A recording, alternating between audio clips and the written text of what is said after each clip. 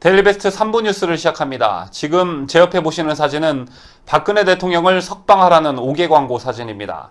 지난 주말 한 커뮤니티에 올라온 사진인데 게시자는 이 사진을 설명하며 미국 로스앤젤레스에서 전합니다. 박근혜 대통령을 석방하라는 빌보드가 다시 미국 LA 코리아타운 비무장지대, 즉 경계선의 하늘 높이 다시 설치되었습니다.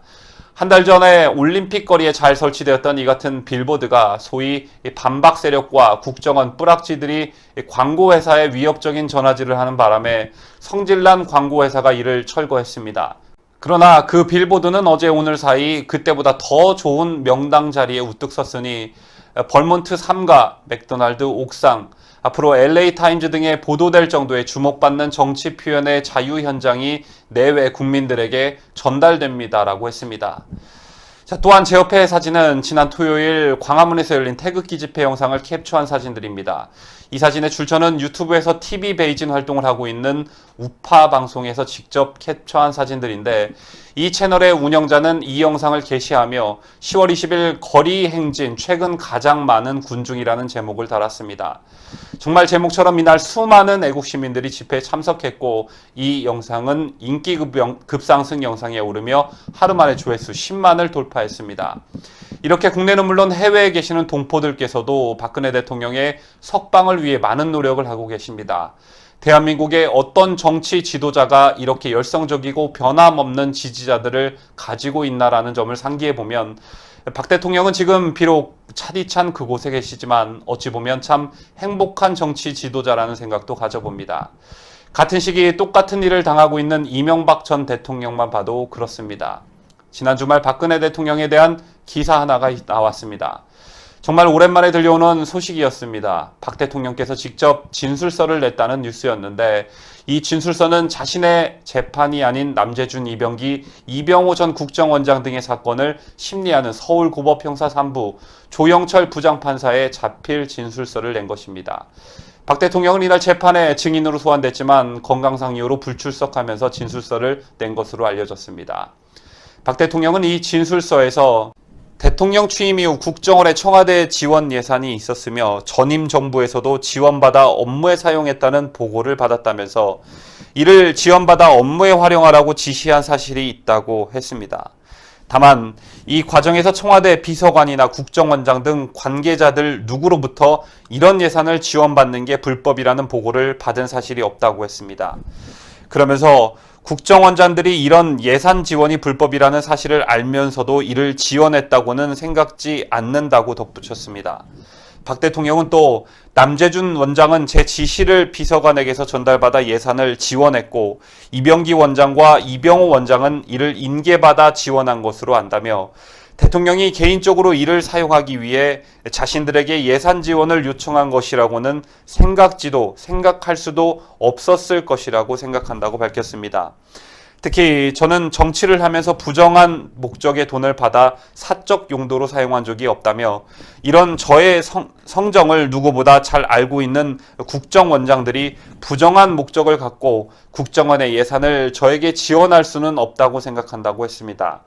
개인의 옷값이나 의료비용, 사저관리 비용 등으로 지출했다는 주장은 전혀 사실이 아니다라고 강조하며 옷값이나 의료비는 개인적으로 지불했고 사저관리비도 제가 사용할 수 있는 예산에서 집행되는 것으로 알고 있다고 진술서에 썼습니다. 또한 열악한 청와대 예산 속에서 경무에 시달리는 청와대 직원들을 위한 목적이거나 청와대 특수활동을 위한 목적으로 사용되는 것으로 알았기에 이를 지원받아 사용하라고 지시했던 것이지 기껏 제 옷값이나 내려고 지원받은 게 아님을 다시 한번 분명히 밝힌다고 강조했습니다. 여러분께서도 아시다시피 박 대통령은 특활비 수수 사건으로 1심에서 징역 6년을 선고받았습니다. 남재준 전 원장 등 전 국정원장들도 실형을 선고받아 현재 항소심 재판 중에 있습니다. 박 대통령은 작년 구속 직전 검찰 조사에서 이렇게 말했습니다. 뇌물수수는 대통령으로서 할 수 없는 더러운 일입니다. 재임 3년 반을 고생인지 모르고 살았는데 검찰은 사람을 어떻게 그렇게 더럽게 만듭니까? 이렇게 박 대통령은 자신의 청렴함을 주장했었습니다. 그리고 이런 박근혜 대통령의 청렴함은 여러 인사들의 발언을 통해서도 알려진 바가 있는데 자, 최근 월간조선과 인터뷰를 가진 정홍원 전 국무총리도 이와 관련한 발언을 했습니다. 지금 적폐청산이다 뭐다 해서 사정없이 칼날을 휘두르고 있는 현 정권 하에 언론과의 가진 인터뷰에서 한 발언이라 신빙성을 더하고 있습니다. 참고로 정홍원 전 총리는 촛불과 탄핵 정국인 2016년 11월 정홍원 전 국무총리가 국민 여러분께 드리는 글을 발표했었습니다. 여러분도 기억하실 테지만 2016년 11월이면 박근혜 대통령과 관련해 편에 드는 말만 했다가는 매장당하는 그런 시기였습니다.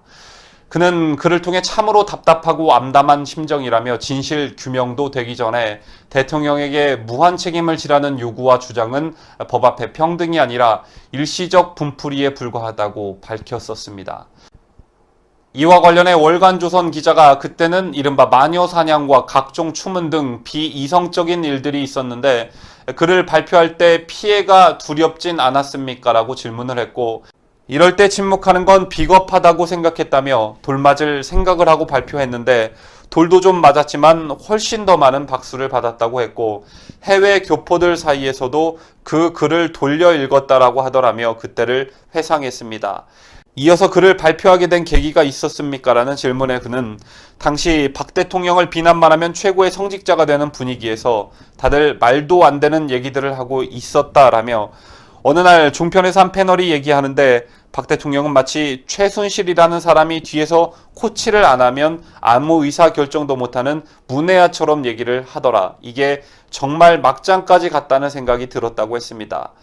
그래서 이런 거짓이 횡행해서는 안 된다고 생각했고, 동서고금을 막론하고 누가 무슨 잘못이 있으면 사법적 절차를 거쳐서 판결을 해야지 이런 식으로 마녀사냥을 하면 되겠습니까? 라고 반문했습니다.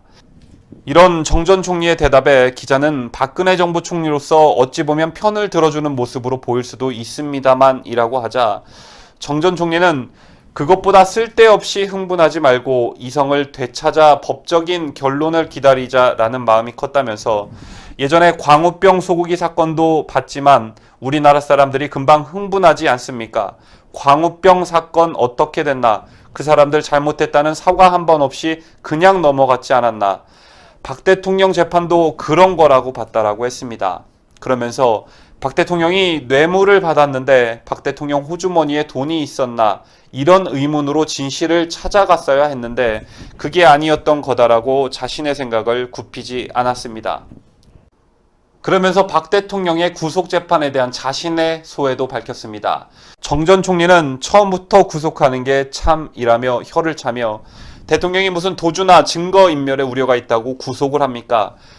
국사범이나 반역이나 이적이나 나라 말아먹을 죄라면 모르겠지만 그게 아니라면 구속까지 해야 됩니까? 또 구속을 했다 하더라도 구속기간이 만료가 되면 석방해야지 그걸 또 영장을 다시 발부해 구속을 연장하고 하는 모습은 사법정의가 아니라고 봅니다. 라고 했습니다. 인터뷰는 계속 이어졌고 박근혜 대통령의 청렴성에 대한 언급이 있었습니다. 자, 다음은 정 전 총리의 박 대통령의 청렴성과 관련한 발언입니다. 박 대통령은 아버지 영향 때문인지 부정부패에 대한 거부감이 큰 사람입니다. 한 번은 내가 아무리 정부가 잘해도 부패 사건 한번 터지면 도루묵이 되니 처음부터 부패 문제는 철저하게 관리를 해봅시다 라고 했더니 나보다 한술 더 떠 당장 일을 시작하라고 하더군요. 총리실에 부패 척결당을 만든 게 그때입니다. 총리를 그만두기 1년여 전에 만든 건데 1년 동안 잡아낸 누수 금액이 6천억 원에 달하는 겁니다. 이런 것들만 잡아내도 복지든 뭐든 더 할 수 있습니다. 이런 의식을 가진 대통령이 자기가 돈 챙기려고 뭘 했다? 나는 그렇게 생각하지 않습니다. 그런 우려 때문에 동생들도 접근하지 못하도록 했는데 말이죠.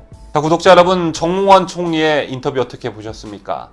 지금 서슬퍼런 좌파 정권 독재 시대 하에 저렇게 공개 인터뷰에서 죽은 권력인 박근혜 대통령의 유리한 발언들이 본인에게는 득이 될 게 아무것도 없을 것입니다. 자, 그럼에도 정 총리는 직접 박 대통령 곁에서 겪은 대통령의 청렴함에 대해 소신 발언을 한 것입니다. 뇌물수수는 대통령으로서 할 수 없는 더러운 일입니다. 재임 3년 반을 고생인지 모르고 살았는데 검찰은 사람을 어떻게 그렇게 더럽게 만듭니까? 말을 아끼는 박 대통령이라는 점에서 비춰볼 때 저런 직설적 표현의 발언은 얼마나 억울했으면이라는 생각이 절로 듭니다. 역사는 일어난 사실에 기인하지만 후세에 의해 또한 그 현장에 있었던 산 증인들에 의해 재평가되고 다시 기록되기도 합니다. 자, 언론과 반대 세력의 권력에 의해 갈기갈기 찢어지고 구겨지고 더럽혀진 박근혜라는 정치인의 정치 인생을 다시 돌려놓기 위한 정홍원 총리 같은 산 증인들, 그리고 매주 주말마다 태극기를 드는 시민들의 노력이 계속 이어지고 있습니다. 꼭 언젠가, 아니 머지않은 시기에 그런 노력들이 결실을 맺을 수 있을 거라 확신합니다. 대통령 박근혜는 부끄러움의 대상이 아니라 자랑스러운 대상임을 증명할 날이 꼭 올 거라 확신합니다.